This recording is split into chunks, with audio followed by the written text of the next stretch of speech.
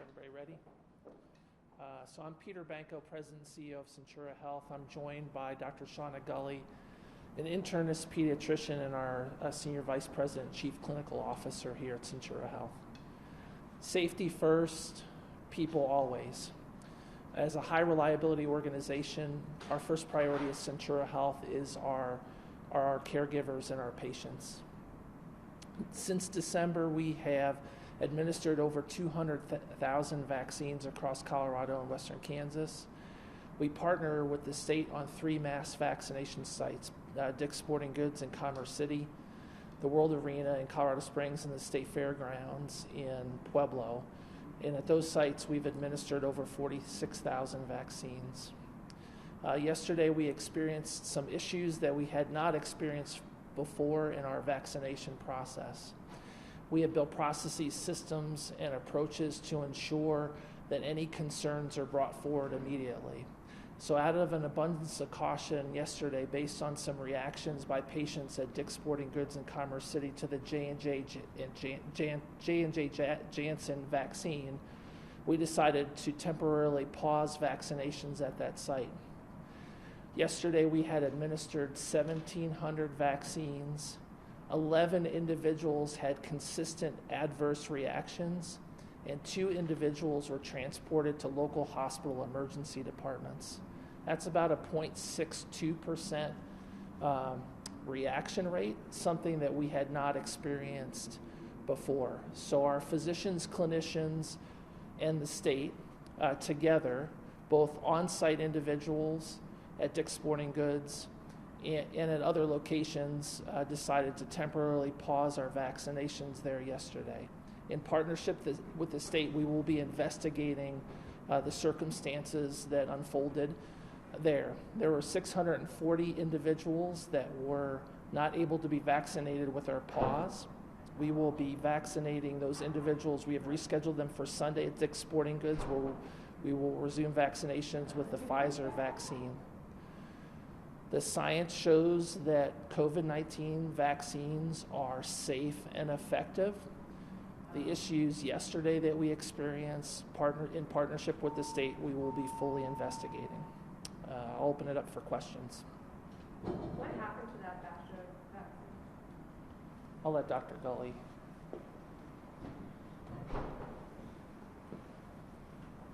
Will you repeat your question, please? What happened to that batch of vaccines? After we made the decision to temporarily pause vaccinating yesterday at Dick's Sporting Goods Park, we sequestered those vaccines in partnership with the state so that we can do a full investigation. Was it just one batch or 2? It was 1 day's worth of J&J vaccines that were administered that day. Is there any reason to believe that there was something wrong with this batch that you guys were giving out yesterday, Doctor? At this point, we have no reason to believe there's anything wrong with the vaccine itself. It is really important to take precautions for safety, however, and so every time we see any anomaly, we ensure that we take the safest possible approach for every patient in our community. And Doctor, what do you tell people who might be concerned that if they got the vaccine yesterday, some have been asking questions like, I got some of that batch that people had adverse reactions, might I need to take another vaccine? Was that a healthy vaccine to take yesterday? Well, one of the good things is these adverse reactions showed up very early in the process of vaccination. As you may be aware, people are asked to stay 15 to 30 minutes after vaccination to be observed, and all of these occurrences were in that period of time. So I think the vaccination was likely safe and effective for everyone who received it successfully. Do you know what the status of the 2 people who were taken to hospital is? The 2 people that were transported to the emergency department were observed and released same day. Can you describe to us what the severity of those reactions? And did anybody have any seizures? Was all of this within the range of what's believed to be an allergic reaction? So most of the symptoms that we saw for those 11 people were simple things like lightheadedness, nausea. A couple of people had vomiting.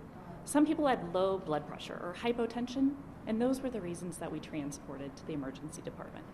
During the vaccinations, did you attempt to use a different batch to see if there was any difference in what's going on?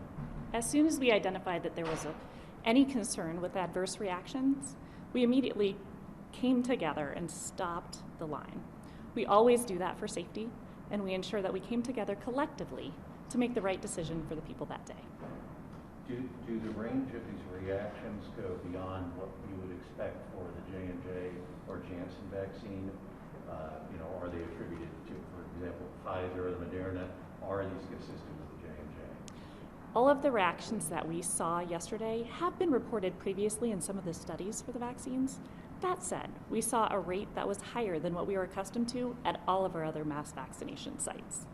Do you know the origin of these? Were they produced in the Netherlands? Of course, we heard about problems with the Janssen production at the EBS facility in Maryland. Do you know where these came from? I can't speak to the origin of these vaccines, although I know that the state is partnering with the CDC and will probably get more information at a later date. Doctor, until yesterday, there had only been 11 reported problems at mass vaccination sites across the country. And all of a sudden there's 10. There were 10 reported before nationally, and then 11 on one day at this mass vaccination site. Any cause for concern, so many happening in one day? Well, as you're aware, any deviation from what we normally see gets our attention. So this time we saw that there were 11 individuals that had adverse reactions to the vaccine. So we made sure that we brought all of the appropriate people together in the name of safety. Are you talking with Johnson & Johnson now? Are you asking them questions, or are they asking you questions about this batch? Right now, our primary communications are with the state of Colorado and CDPHE. How does this affect your the mass vaccination going forward? Do you start again today? Will you continue? And if people missed any appointments, what should they do? We will continue with our mass vaccination sites in partnership with the state. It is so important for everybody to get vaccinated against COVID-19. This is a temporary pause of one brand of vaccine so that we can investigate further.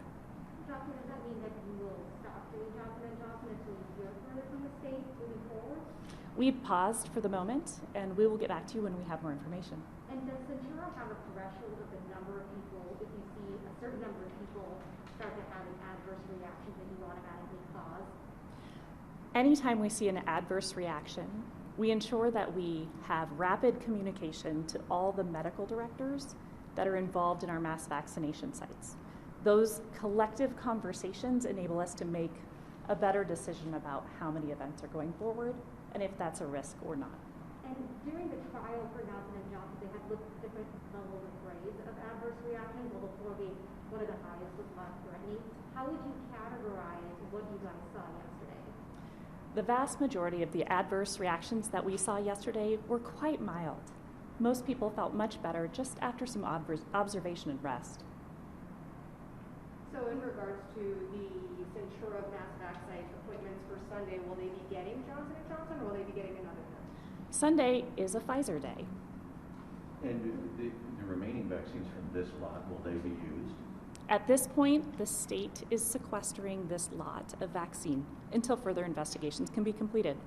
Did you use any vaccines from this lot on previous days? I can't speak to that detail at this moment. Will the people who received vaccines yesterday, if they feel like they're not sure that that vaccine worked because of what happened, can they be tested to see if the vaccine is effective for them? I think the first step of this is to ensure every person's safety and ensure that we continue to vaccinate all Coloradans against COVID-19. The next step of this process is to do the right investigation in partnership with the state of Colorado and see what steps come next. For the investigation, what exactly are they looking at with the vaccine? I would defer to the state for that question.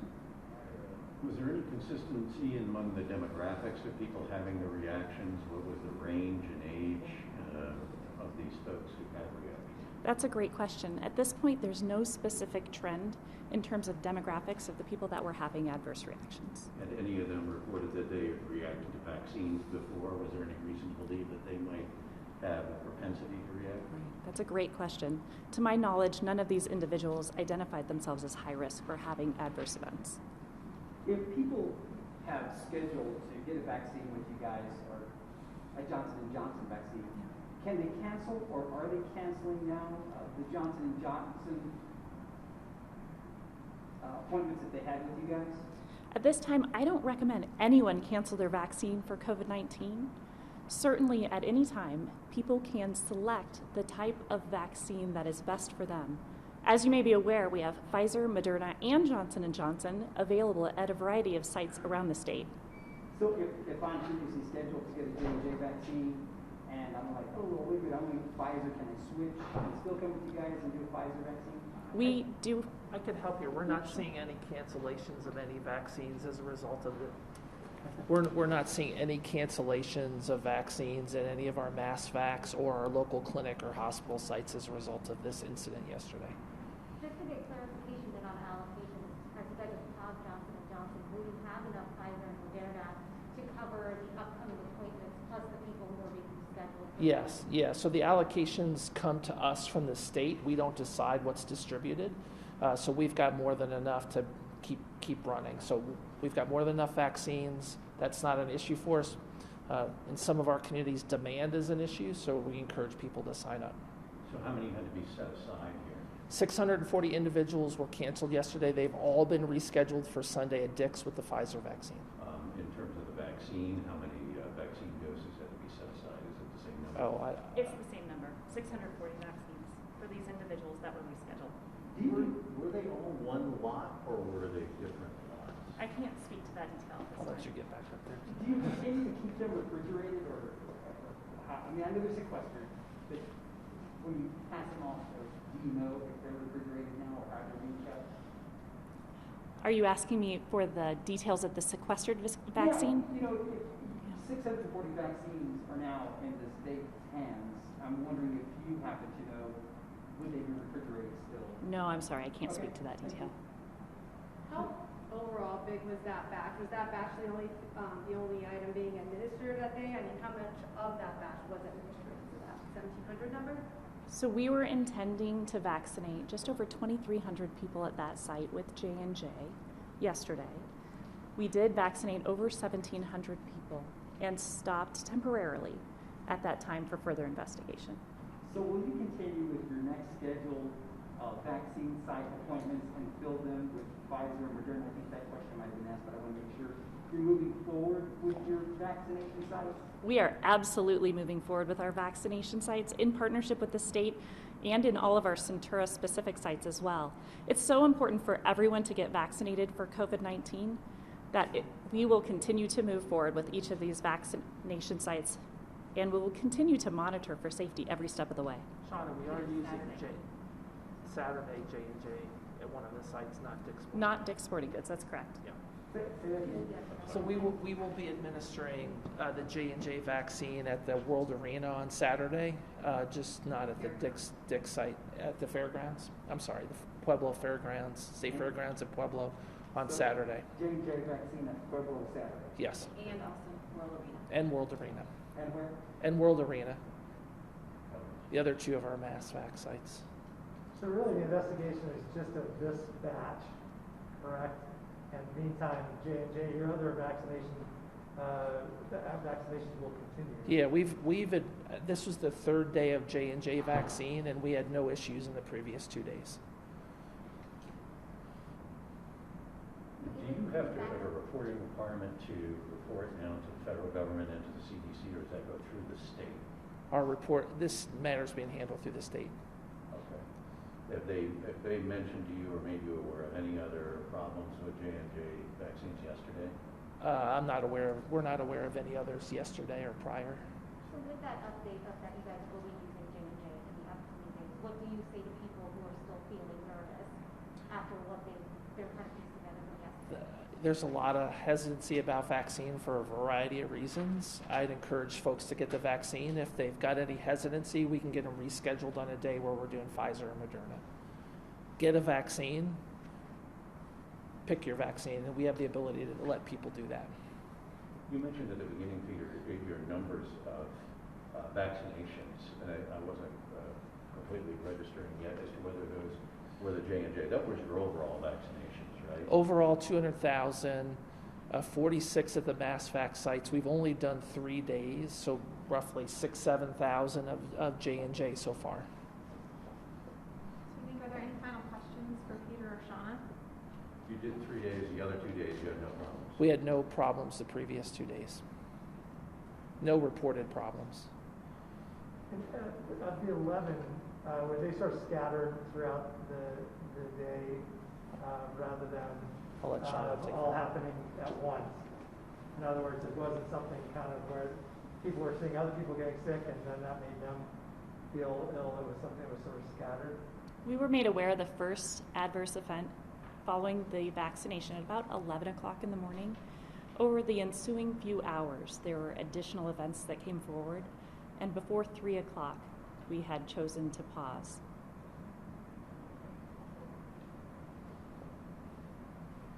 All right, thank you. Thank you. Thank you. Thank you. Yeah. Thank you.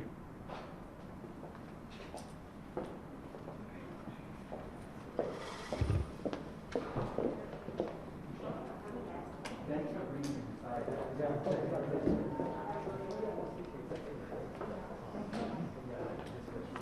Yeah.